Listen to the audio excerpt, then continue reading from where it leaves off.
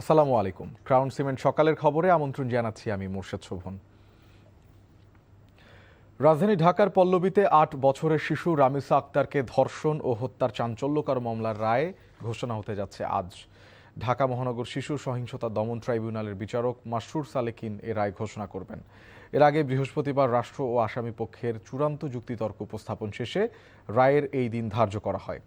এরই মধ্যে মামলায় দুই আসামি সোহেল রানা ও তার স্ত্রী স্বপ্না আক্তারকে আদালতের হাজতখানায় এনে রাখা হয়েছে। রামিসা হত্যা মামলায় ১৮ জন সাক্ষীর মধ্যে ১৬ জনের সাক্ষ্য নেওয়া হয়। গেল ১৯ মে দুপুরে পল্লবীর একটি বাসা থেকে রামিসার গলাকাটা মৃতদেহ উদ্ধার করা হয়। এ ঘটনায় করা মামলায় ২৪ মে তদন্ত প্রতিবেদন জমা দেন তদন্ত কর্মকর্তা। একই দিন সাক্ষ্য ও জেরা সম্পন্ন করে রেকর্ড মাত্র ৫ কার্যদিবসেই মামলাটির রায় ঘোষণা করা হচ্ছে। দর্শক, এই মুহূর্তে পুরান ঢাকার আদালত প্রাঙ্গণে আছেন স্পেশাল করেসপন্ডেন্ট হাসান জাবেদ। আমরা সরাসরি যুক্ত হচ্ছি তার সাথে। হাসান, আলোচিত শিশু রামিসা হত্যা মামলা, ধর্ষণ ও হত্যা মামলার রায় আজ ঘোষণা হতে যাচ্ছে। এই মুহূর্তে আসলে সেখানকার আইন শৃঙ্খলা পরিস্থিতি কেমন দেখছেন এবং ঠিক কটা নাগাদ আসলে রায় ঘোষণা করা হবে বলে বলা হয়েছে?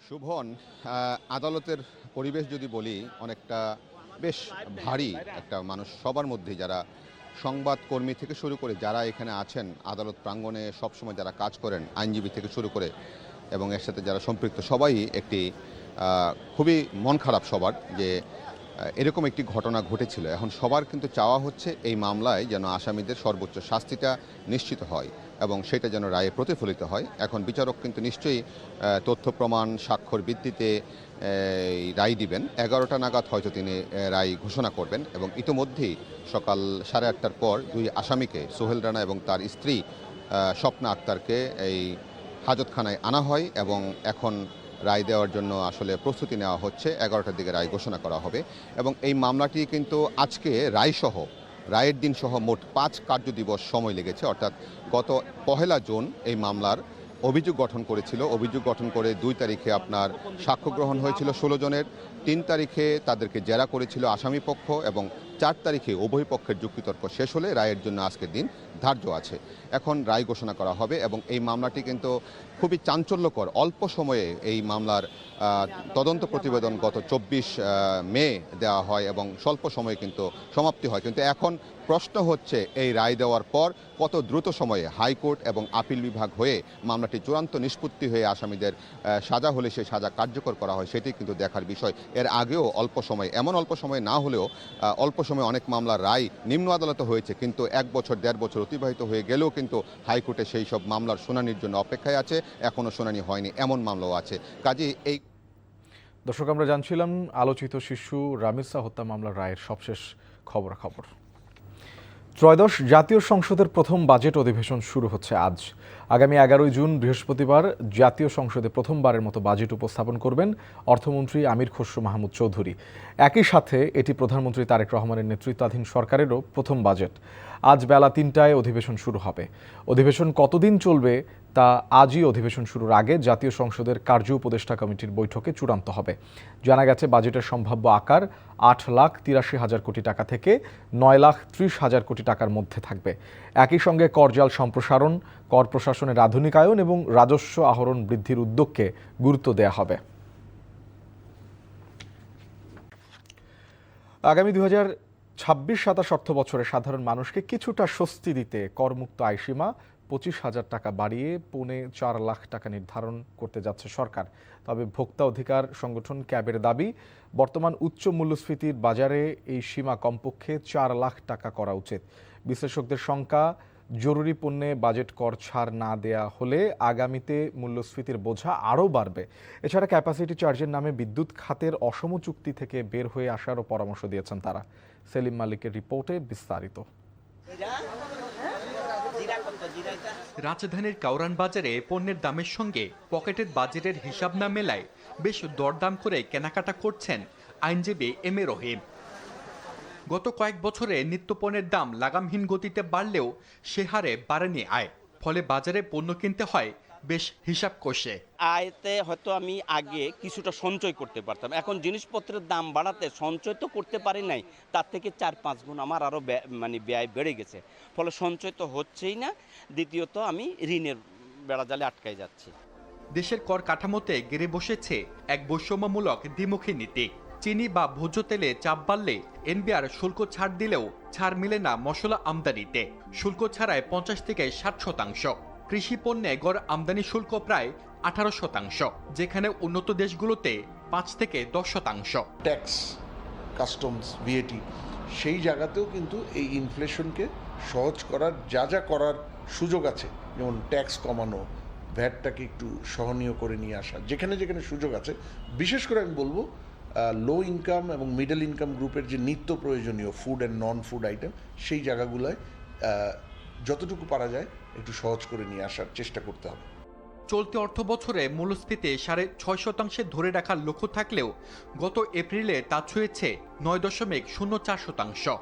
আর অর্থ বছরের প্রথম 10 মাসের গড় হার 8.57%। এমন বাস্তবতায় আসন্ন 2026-27 অর্থ বছরে করমুক্ত আয়সীমা গড়ে 25,000 টাকা বাড়াতে যাচ্ছে সরকার। এতে ব্যক্তিশ্রেণী করদাতাদের আয় করমুক্ত থাকবে পৌনে 4 লাখ টাকা পর্যন্ত। এক বছরে যেভাবে মূল্যস্ফীতি হয়েছে সেভাবে দেখলে দেখা যাবে যে এটি আসলে 4 লাখ টাকার উপরে হওয়া উচিত। মানে আমাদের যদি মূল্যস্ফীতির সাথে ক্যালকুলেট করেন, এবং সেটা আমি মনে করি যে গত বছরের বেস ইয়ার যদি ধরা হয়, তার থেকে আসলে ইনফ্লেশনটাকে ক্যালকুলেট করে এটি অবশ্যই একটি বাড়ানোটা যেটা সঠিক পদক্ষেপ বলে মনে করি। দেশের অর্থনীতির বড় ক্ষত এখন বিদ্যুৎ খাতের ক্যাপাসিটি চার্জ। উৎপাদন না করেও বিদ্যুৎ কেন্দ্রগুলোকে চলতি অর্থ বছরে দিতে হচ্ছে 42,000 কোটি টাকা। আর মধ্যপ্রাচ্যের যুদ্ধের কারণে জ্বালানির দাম বাড়ায় আরও $2 বিলিয়ন ঋণ খুঁজছে সরকার। নতুন করে বেড়েছে বিদ্যুতের দামও। পাইকারি পর্যায়ে 1 টাকা 39 পয়সা বাড়িয়ে দাম নির্ধারণ করা হয়েছে গড়ে 8 টাকা 39 পয়সা। আর গ্রাহক পর্যায়ে ইউনিট প্রতি 1 টাকা 52 পয়সা বাড়িয়ে করা হয়েছে 10 টাকা 63 পয়সা। এখন এটা একটা গলার মধ্যে আমাদের ফাঁস, ক্যাপাসিটি চার্জ। তো এটা থেকে এখন বার হওয়ার উপায় যতটুকু ছিল সেটা ইন্টারিম গভর্নমেন্ট করতে পারতো, কিন্তু তারা করেননি। এই ভারের কারণেই এই যে আমাদের 50-60 হাজার কোটি টাকা প্রতি বছরে যে ভর্তুকি দিতে হচ্ছে, আমরা এই সম্পূর্ণটা যদি আমরা ভোক্তার ঘাড়ে দিই, তাহলে বিদ্যুতের দাম আমাদের 5 টাকা বাড়াতে হবে। দীর্ঘমেয়াদে জ্বালানির সক্ষমতা বাড়াতে দেশীয় গ্যাস অনুসন্ধানে বাজেট বরাদ্দ বাড়ানোর তাগিদ বিশ্লেষকদের। এক্সপ্লোরেশন করার জন্য আমাদের যত টাকা লাগে এটা দিতে হবে। সেলিম মালিক, এনটিভি নিউজ, ঢাকা। ভারত থেকে বাংলাদেশ সীমান্তে পুশিন ঠেকাতে বিজিবির সাথে রাত জেগে সীমান্ত পাহারা দিচ্ছেন বিভিন্ন সীমান্তের গ্রামবাসীরা। গতকাল রাতে লালমনিরহাটের পাটগ্রাম সীমান্ত দিয়ে আবারও পুশিনের চেষ্টা করে ব্যর্থ হয়েছে ভারতীয় সীমান্তরক্ষী বাহিনী বিএসএফ। রাত জেগে বিজিবি ও গ্রামবাসীদের সতর্ক পাহারায় পুশিনের জন্য নিয়ে আসা একদল মানুষ সহ পিছু হটে প্রতিবেশী দেশের বাহিনী। বিজিবি ও স্থানীয়রা জানায়, গত মধ্যরাতে পাটগ্রাম উপজেলার কলসিরমুখ সীমান্তের ভারতের তেলিয়াপাড়া এলাকার কাটাতার গেট দিয়ে পুশিন করতে বিএসএফ প্রায় 14 জন নারী পুরুষকে জড়ো করে। তবে বিজিবির প্রতিরোধ ও স্থানীয়দের বাধায় সেই চেষ্টা পণ্ড হয়। এদিকে সীমান্ত দিয়ে পুশিন ঠেকাতে সারা দেশে কঠোর অবস্থানে রয়েছে বিজিবি।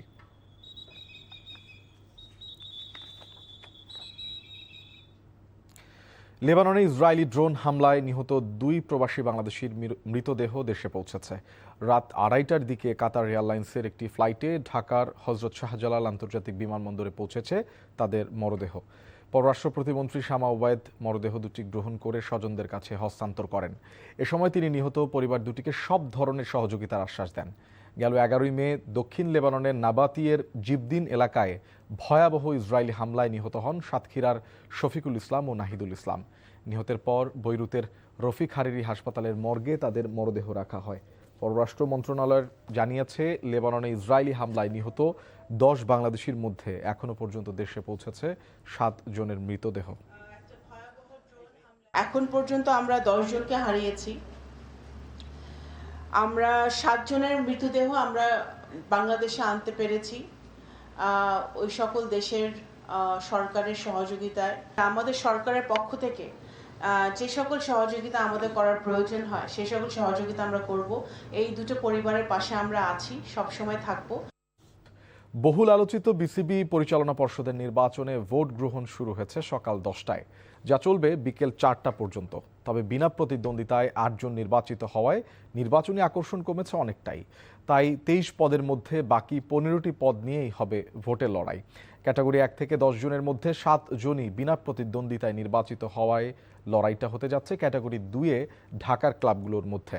এই ক্যাটাগরিতে 12 পদের বিপরীতে প্রথম 18 জন মনোনয়নপত্র জমা দিলেও শেষ পর্যন্ত লড়ছেন 16 জন প্রার্থী। 76 জন কাউন্সিলরের ভোটে এই ক্যাটাগরির পরিচালকরা নির্বাচিত হবেন। ভোট গণনা শেষে সন্ধ্যা 6টায় আনুষ্ঠানিকভাবে ফল প্রকাশ করবে নির্বাচন কমিশন। এরপর নতুন পরিচালকদের সভায় নির্বাচিত হবেন বিসিবির নতুন সভাপতি। সকালের খবর এইটুকুই। এই খবরের ভিডিও সহ আপডেট জানতে ভিজিট করুন এনটিভি অনলাইন www.ntvbd.com।